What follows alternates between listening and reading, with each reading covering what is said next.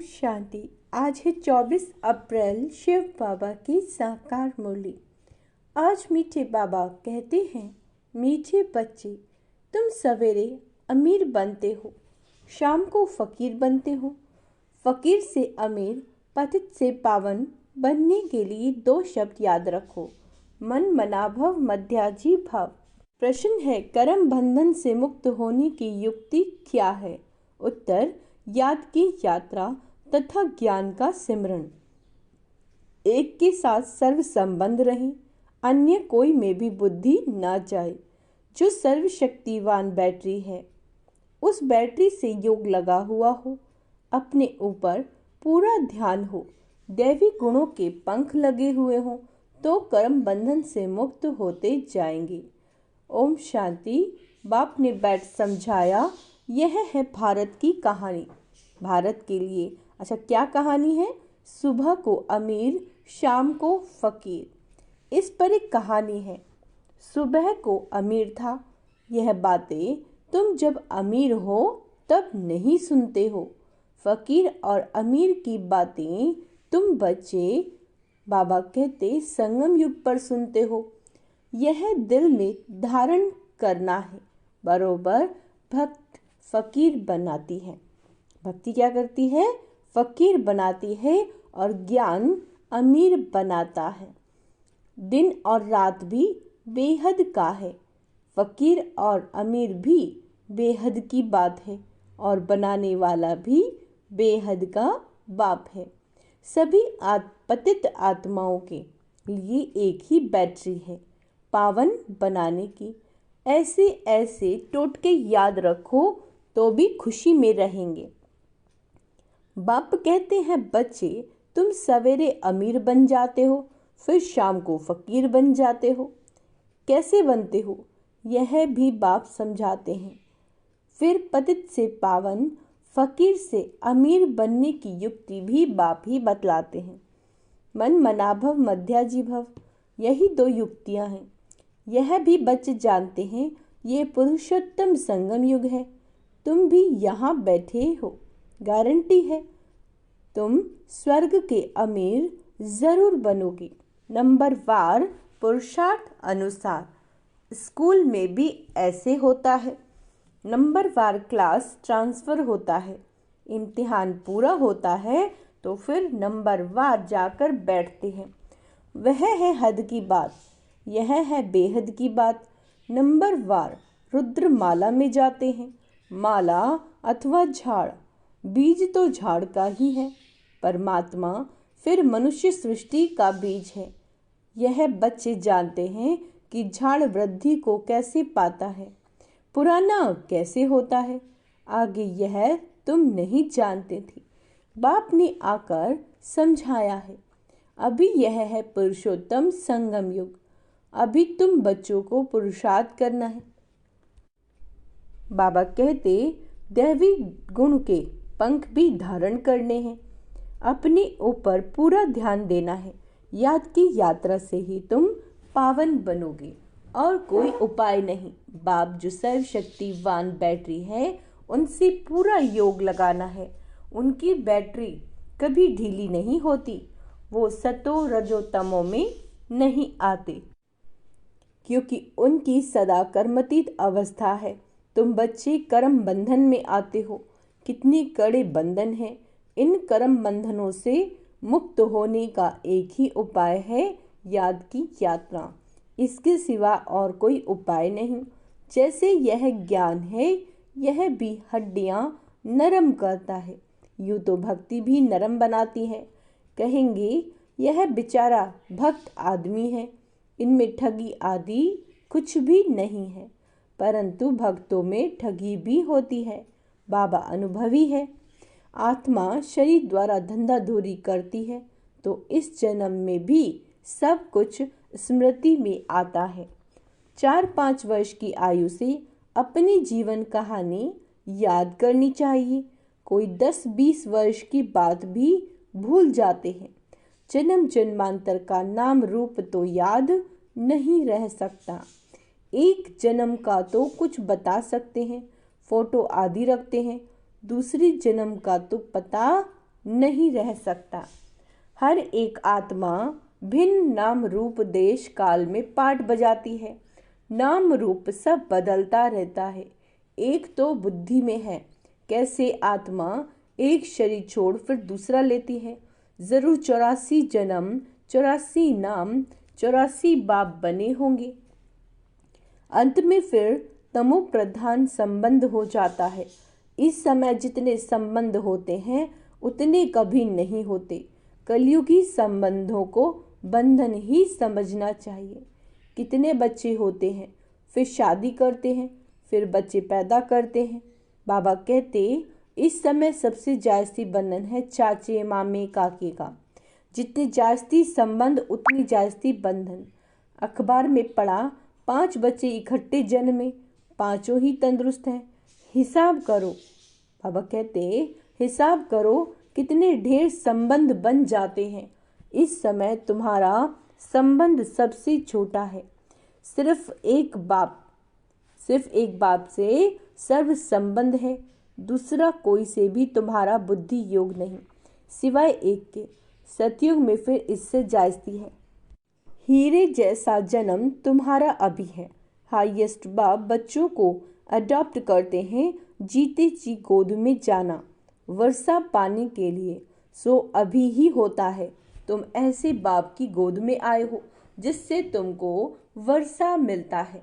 तुम ब्राह्मणों से उच्च कोई है नहीं, सबका योग एक के साथ है। तुम्हारा आपस में भी कोई संबंध नहीं। बहन भाई का संबंध भी गिरा देता है। संबंध एक से होना चाहिए। यह है नई बात। पवित्र होकर वापस जाना है। ऐसे ऐसे विचार सागर मंथन करने से तुम बहुत रौनक में आएंगे।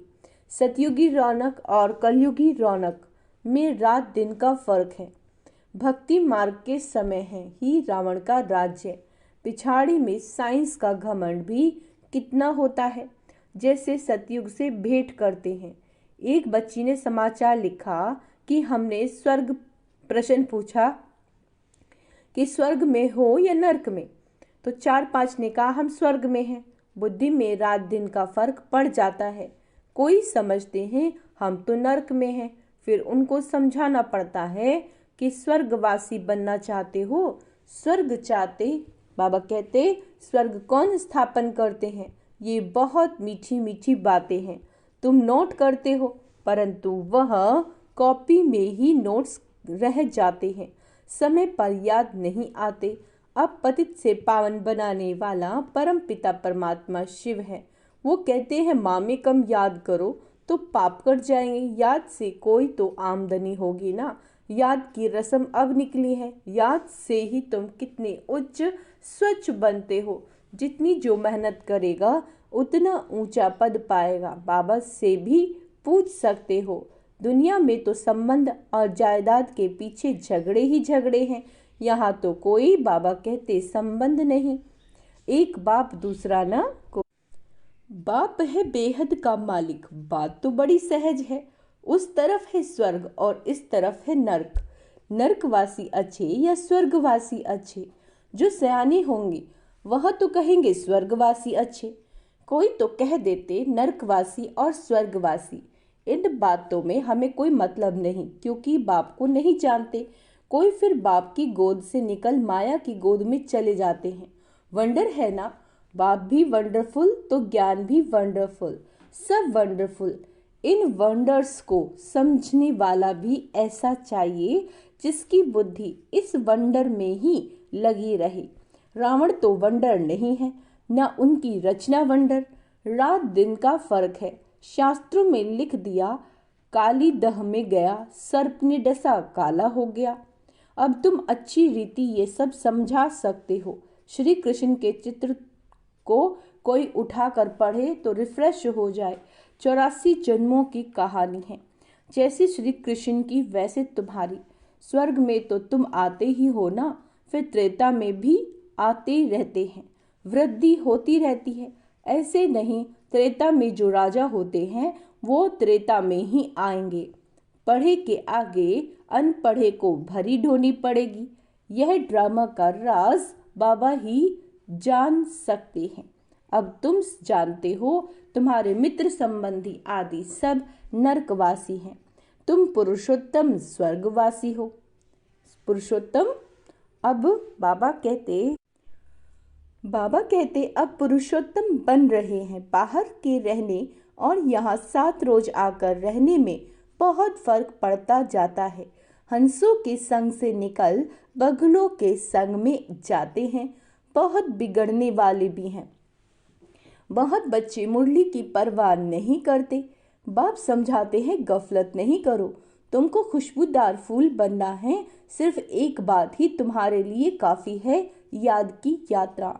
यहाँ तुमको ब्राह्मणों का ही संग है। कहाँ ऊंचे ते उच्च, कहाँ नीच। बच्चे लिखते हैं बाबा बगुलों के झुंड में हम एक हंस क्या करेंगे। बगुले कांटे लगाते हैं। क्या करते हैं बगुले? कांटे लगाते हैं। कितनी मेहनत करनी पड़ती है। बाप की श्रीमत पर चलने से पद भी ऊंचा मिलेगा। सदैव हंस होकर रहो। बगुलों के संग में बगुला ना बन जाओ। गायन है आश्चर्यवत सुनंती कथनती भागंती। थोड़ा भी ज्ञान है तो स्वर्ग में आ जाएंगे, परंतु फर्क रात दिन का बढ़ जाता है। सजाएं बहुत कड़ी खाएंगे। बाप कहते मेरी मत पर ना चल, पतित बने तो 100 गुना दंड पड़ जाता है, फिर पद भी कम हो जाएगा। यह राजाई स्थापन हो रही, ये बातें भूल जाती हैं। यह भी याद रहे तो भी उच्च पद पाने का पुरुषार्थ जरूर करें। नहीं करते तो समझा जाता है एक कान से सुन दूसरे से निकाल देते हैं। बाप से योग नहीं, यहाँ रहते भी बुद्धि योग बाल बच्चों की तरफ है। बाप कहते सब कुछ भूल जाना है, इसको कहा जाता है वैराग्य। इसमें भी परसेंटेज है। कहाँ न कहाँ ख्यालात चले जाते हैं। 1-2 से लव हो जाता है तो भी बुद्धि लटक जाती है। बाबा रोज समझाते हैं इन आंखों से जो कुछ देखते हो वो सब खत्म होने वाला है।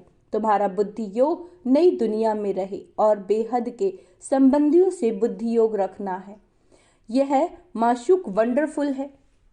भक्ति में गाते हैं आप जब आओगे आपके बिना हम किसी को भी याद नहीं करेंगे। अब मैं आया हूँ तो अब तुमको सब तरफ से बुद्धि योग हटाना पड़े ना। सब कुछ मिट्टी में मिल जाना है। क्या कह रहे हैं बाबा? सब कुछ मिट्टी में मिल जाना है। तुम्हारे जैसा मिट्टी के साथ बुद्धि योग है, मेरे साथ बुद्धि योग होगा तो मालिक बन जाएंगे। बाप कितना समझदार बनाते हैं। मनुष्य नहीं जानते कि भक्ति क्या है और ज्ञान क्या है। बाबा कहते अब तुमको ज्ञान मिला है तब तुम भक्ति को भी समझते हो।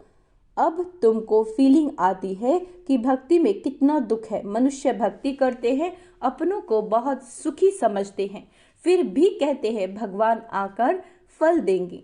किसी को और कैसे फल देंगे वह कुछ भी नहीं समझते। अब तुम जानते हो बाप भक्ति का फल देने आए हैं, विश्व की राजधानी का फल।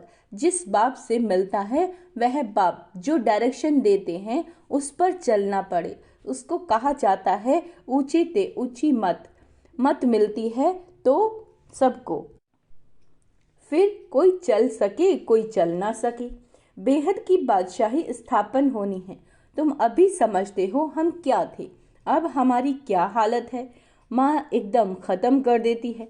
यह तो जैसे मुर्दों की दुनिया। भक्ति मार्ग में तुम जो कुछ सुनते थे वह सब सत्य करते थे, लेकिन तुम जानते हो कि सच तो एक बाप ही सुनाते हैं। ऐसे बाप को याद करना चाहिए। यहाँ कोई बाहर वाला बैठा हो तो उनको कुछ भी समझ में नहीं आएगा। कहेंगे ये तो पता नहीं क्या सुनाते हैं। सारी दुनिया कहती है परमात्मा सर्वव्यापी है और ये कहते हैं कि ये हमारा बाप है। कंध से नाना करते रहेंगे, तुम्हारे अंदर से हाँ निकलती रहेगी। इसीलिए नए कोई को अलाउ नहीं किया जाता। अच्छा, मीठे मीठे सिक्के लदे बच्चों प्रति माता पिता बाप दादा का याद प्यार और गुड मॉर्निंग। रूहानी बाप की रूहानी बच्चों को नमस्ते। हम रूहानी बच्चों की रूहानी बाप दादा को याद प्यार गुड मॉर्निंग नमस्ते। मीठे बाबा शुक्रिया, बाबा शुक्रिया।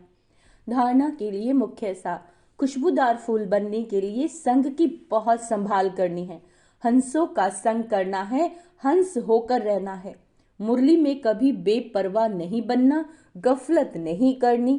कर्म बंधन से मुक्त होने के लिए संगम युग पर अपने सर्व संबंध एक बाप से रखने हैं। तो मुरली पे गफलत नहीं करनी, यानी मुरली के पॉइंट्स याद रखने हैं और सारे संबंध किसके साथ रखने हैं? सिर्फ शिव बाबा के साथ। और अपने संग की भी बाबा कहते बहुत बहुत संभाल करनी है।